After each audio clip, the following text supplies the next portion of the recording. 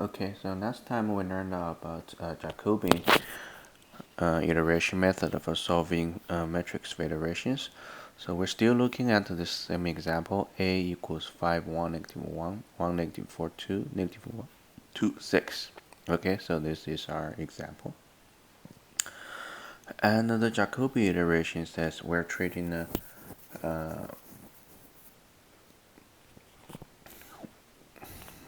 so this is our Jacobi iteration. So we're having the diagonal terms and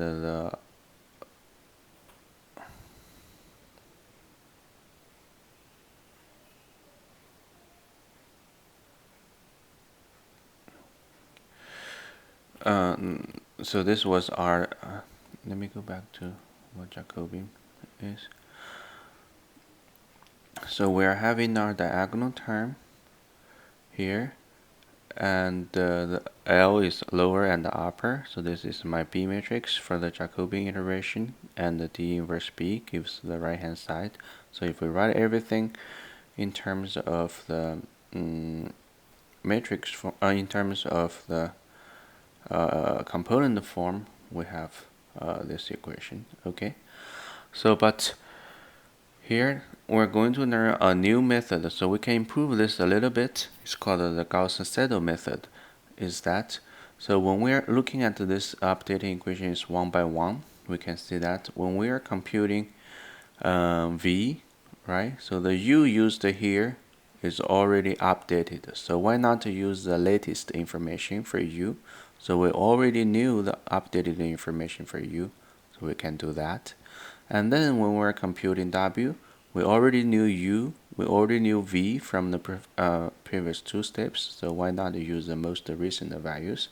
Therefore, the idea of the Gauss-Seidel method is improvement of the Jacobi matrix, Jacobi iteration method by using the most updated values when you're computing a new solution here.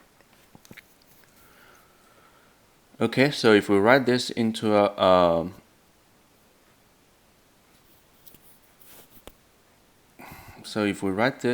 component, for the general case, it's like that.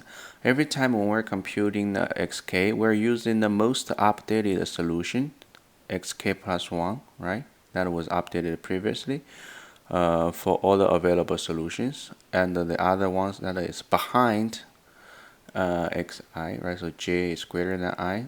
All the unknowns that is behind xi we use in the previous solution, and everything that is before I we're using the most updated solution. Okay, so we can write this into matrix form. So therefore, the lower part. Okay, so the lower diagonal part is unknown. That is behind, and that is after. Okay, and the upper diagonal part, the lower part will use the most updated solution, and the upper parts. So we can rewrite the matrix form in terms of that, and we get the matrix for this iteration, the B Gauss-Seidel method. That is this term here. Thus, the convergence of the Gauss method, according to the analysis we did before, is to require the largest eigenvalue of this matrix, updated matrix, to be less than 1. Therefore, we have this. We will need to do the spectral radius of this matrix to be less than 1. So the maximum value of lambda to be less than 1.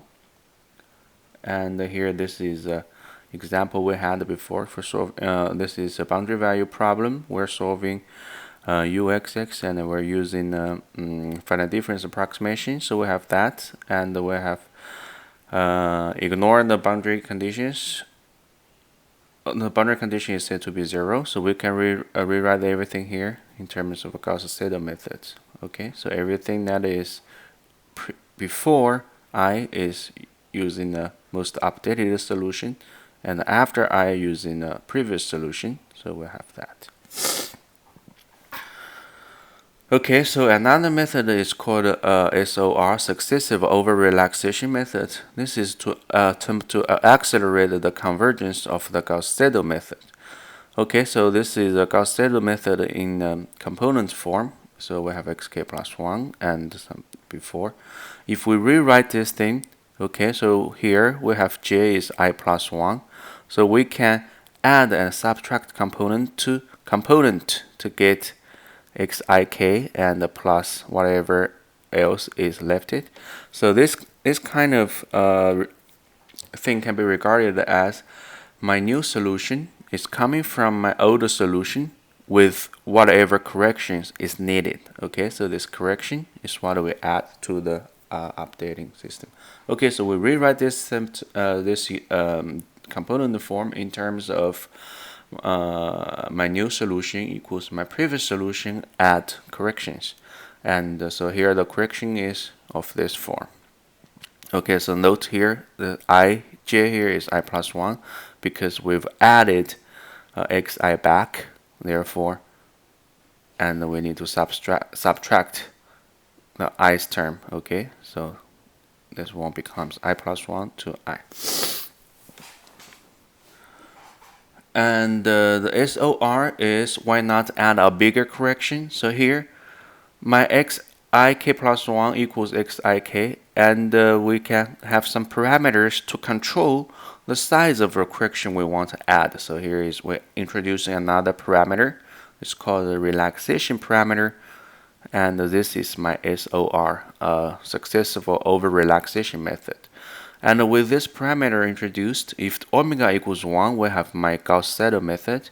If I have my omega greater than 1, so we're adding some more correction than the Gauss-Seidel method. This is called over-relaxation. So if it's not working, we may add some smaller corrections, right? So we may choose omega to be less than 1. Then we had an under-relaxation method.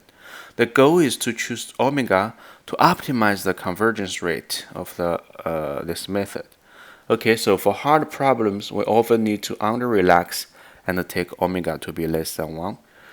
And we may write the SOR method in matrix form. So here, my correction term is the inverse multiply the current residue here. And my SOR, therefore, is my new solution, xk plus 1 equals my old solution, xk plus some parameter, omega, multiply the correction terms here.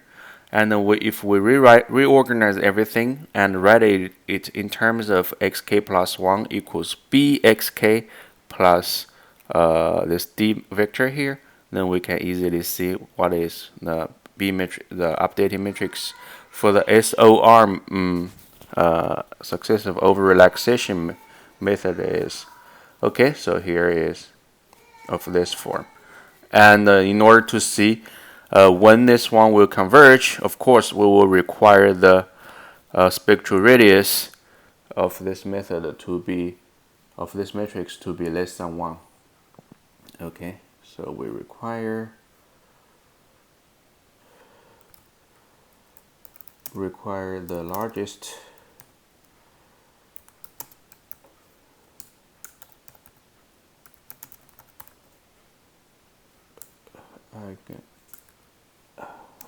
absolute value, largest eigenvalue to be less than 1.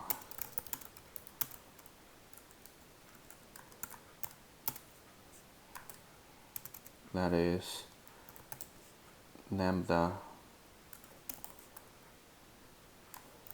of B SOR, absolute value of this one,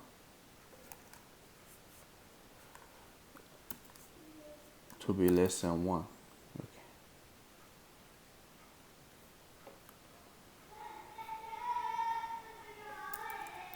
For convergence we require. Okay.